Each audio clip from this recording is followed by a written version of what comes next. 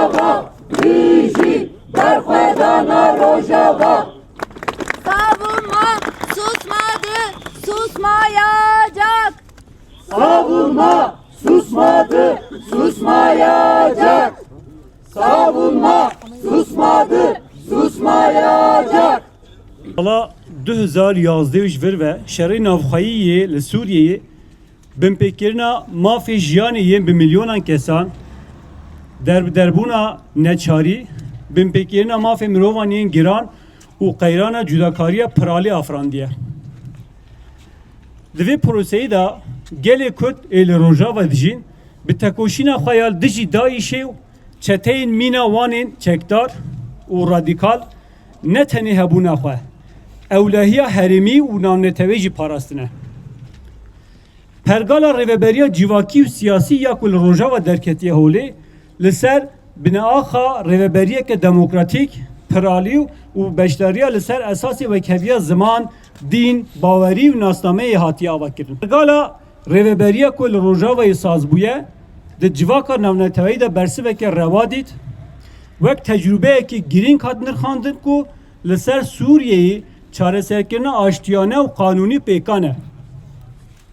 Lêbelê piştî hilweşandina de facto û fermî ya rejîma Esed, hikûmeta demkî ya dibin serokatî Ehmed Elşara da hat damezrandin, pratikên dewletê yên desthilatdar, yêkrengî û vederkirinî da dest pêkirin. Êriş, işkence, kuştirên girseyî û derbûna neçariya ku Elewî, Durzî û herî dawî jî gelê Kurd hedef digire, bi awayeke zelal nîşan dide ku li Sûriyeyê pêvajoyeke tundî û derqanûnî daye dest pêkirin. Bi êrişên dawî yên li ser Rojavayê armanc dikin ku statuya kanûnî û siyasî ya li Rojavayê jî holê rakin, rasterast gefan li mafên jiyanê yên sivîlan dikin û mixabin ev yek ihtimala mayîndekirina aştiyê li ser Sûriyeyê qels dike. Li gorî danezana gerdûniya mafê mirovan, çarteya neteweyên yekbûyî, peymannameya navneteweya mafên medenî û siyasî, peymannameya navneteweya mafên aborî, civakî û çandî, hemû gelên cîhanê xwedî mafê diyarkirina çarenivîsê, xwedî mafê xwenîneriya azad, xwedî mafê misogerkirina hebûna xwe ne. Bêguman mafên gelê Kurd yên li Rojavayê jî dibin parastina navneteweyî de ye. Em divê destnîşan bikin ku di navbera avakirina aştiyeke mayînde ya li Tirkiyeyê û misogerkirina mafên gelê Kurd yên li ser Sûriyeyê dijîn de hevgirîdaneke rastarast heye.